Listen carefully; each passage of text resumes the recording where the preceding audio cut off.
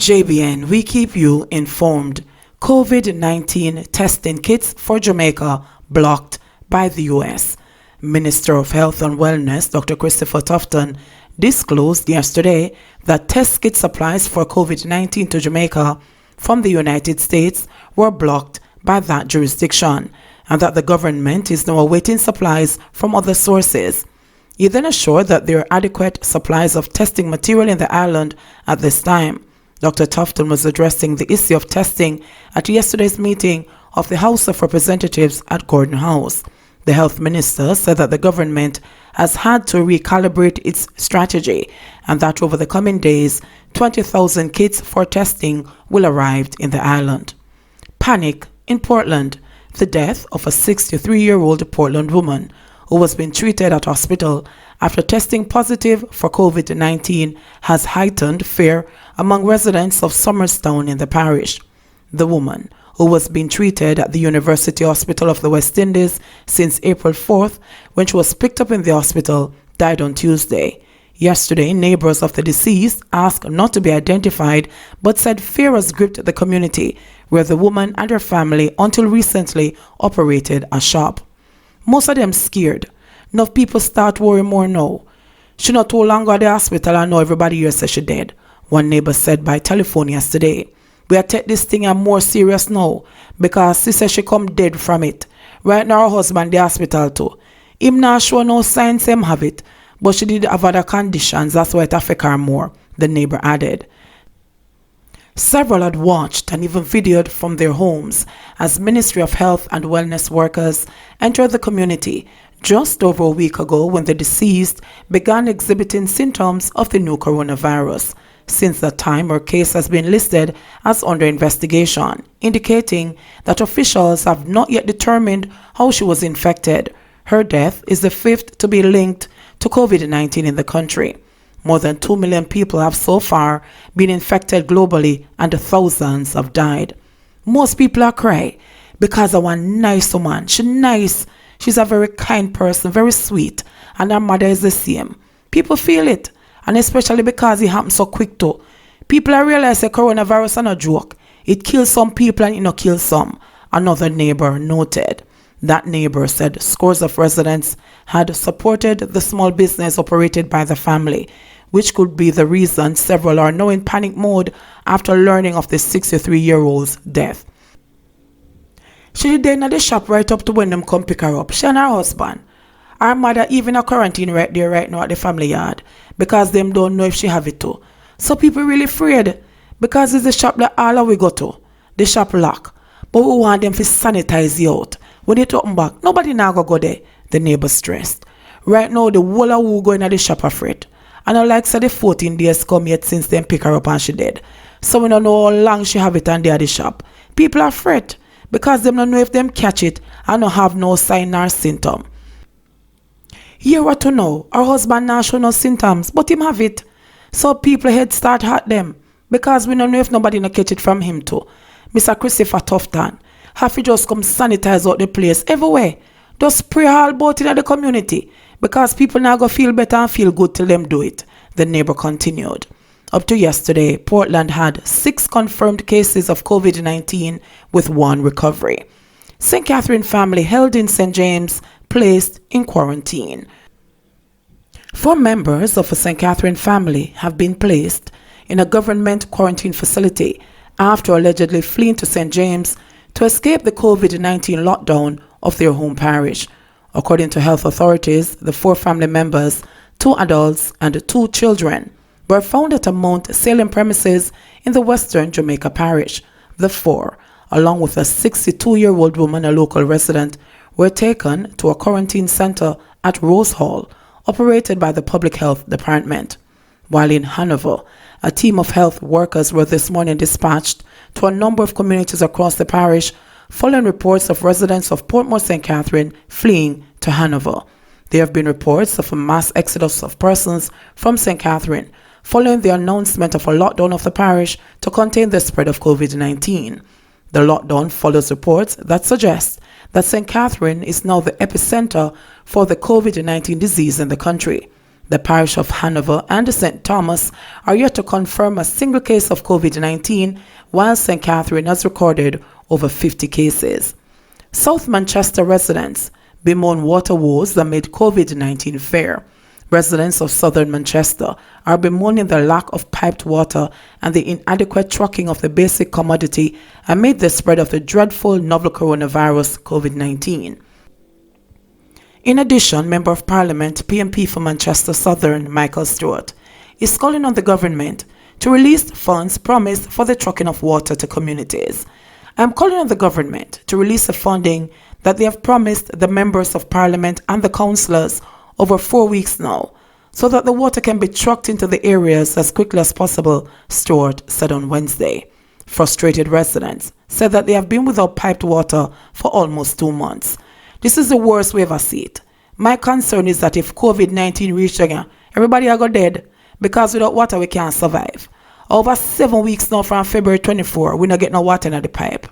63-year-old Alligator Pond resident Roy Ewers said, "We have to buy water. The NWC truck doesn't come off in the area. Nearly 2 weeks now we not get no trucked water. During the Easter holiday, we had to buy water," he added. Stewart said that private truckers have withdrawn their service until they are paid. The pump at Duff House has been taken out more than 4 weeks now. I have been trucking water down there. But the sad thing about it is that the government has made a promise to send $1 million for trucking at the municipal corporation. And up to yesterday when I checked, not one red cent has been received by the Manchester Municipal Corporation. It is really putting a strain on the Member of Parliament, who has to be asking the truckers to truck water. They have to buy the water, pay for the gas oil, pay their drivers, and they have not been able to collect 1 cent for the past 4 weeks, said Stewart. The truckers are demanding their pay, and they are not willing to truck more water unless they get payment, he went on. The farming communities of Duff House and New Forest have also been affected by the water woes. A resident of Duff House, Valcon Simpson, who is also a farmer, complained that the irrigation water supply is not sufficient to alleviate the water woes. No water not really in the area, and the irrigation water not sufficient. Me plant watermelon, scallion and tomato. Me big farm of watermelon by the end of next week them ready, but it's almost 2 months now me not get no water from the National Water Commission. The whole area no have none, he said. Deportees arriving next Tuesday will be COVID-19 free, says U.S. Embassy. The United States Embassy in Kingston is seeking to allay fears that 62 Jamaicans scheduled to be deported from that country next Tuesday could add to Jamaica's woes in dealing with the novel coronavirus disease, COVID-19. According to the embassy, while the U.S. Immigration and Customs Enforcement, ICE, continues its removal operations during the COVID-19 pandemic, the health, safety, and well-being of detainees in ICE custody are among the U.S. government's highest priorities. It should be noted that the United States has taken and continues to take important steps to safeguard the health and safety of those in its custody, including during removal operations. As such, ICE does not remove aliens who are not fit for travel, including any detainee confirmed or suspected of having COVID-19, said the embassy in a release yesterday. It added that at least 12 hours before detainees depart their current location to the ICE Air Operations flight line, they are screened for elevated temperatures or other symptoms. Moreover, a final temperature check of each detainee is conducted at the flight line prior to boarding removal flights in accordance with Centers for Disease Control and Prevention guidelines.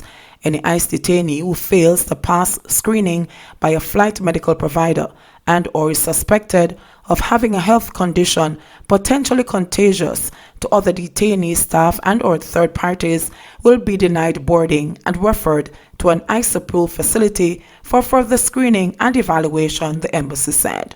The release from the U.S. Embassy hit the local media minutes after the Ministry of National Security issued its own news release defending its decision to accept the deportees, despite a strong recommendation from the opposition People's National Party PNP to ask the Americans to postpone the deportations. Early yesterday, PNP spokesman on information Julian Robinson urged the government to immediately re-engage the U.S. authorities to postpone the deportation of Jamaicans until local health authorities have confirmed that it is safe and prudent to reopen the island's borders. According to Robinson, Prime Minister Andrew Holness should explain to the U.S. that the closure of the country's borders is to protect Jamaican citizens against the spread of the deadly COVID-19, and that it is only after the borders are reopened that there can be a restoration of the normal process of responsible deportation. Even if pressure has been exerted upon our government to give in, it is the government's sacred duty to make a compelling case that protects our country because of the threat COVID-19 poses to the lives of the Jamaican people. Anyone traveling abroad who has not been screened and cleared of the infection poses a direct threat to the public health of the Jamaican people at this time, said Robinson. But in a mid-afternoon release, the Ministry of National Security said it has put in place measures to facilitate the safe return and accommodation of the deportees and argued that their arrival is not a novel occurrence. It is one of the monthly returns which was scheduled to arrive in the country on March 26, 2020.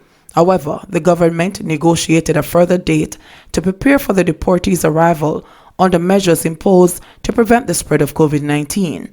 In keeping with the Jamaican Constitution and the Jamaican Nationality Act, Jamaica is duty-bound to accept deportees.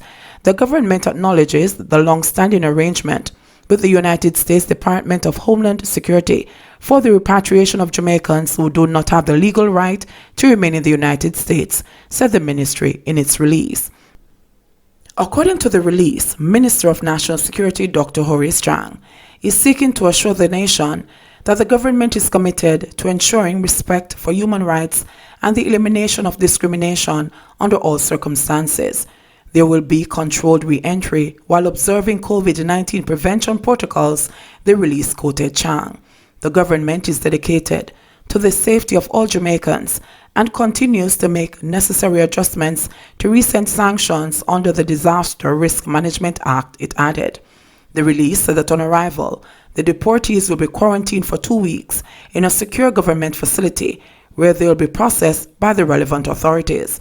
The Ministry of Health and Wellness recently conducted sensitization sessions with staff at the facility, detailing potential health risks of COVID-19 and how to detect and report signs of the virus, said the Security Minister.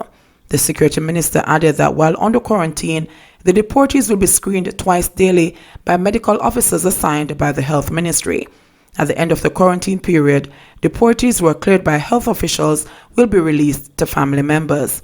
The government understands the public's concern regarding the repatriation of fellow Jamaicans to the country during this time. However, we continue to be guided by our health officials and security forces to uphold the best practices during the COVID-19 pandemic, declared the Security Minister.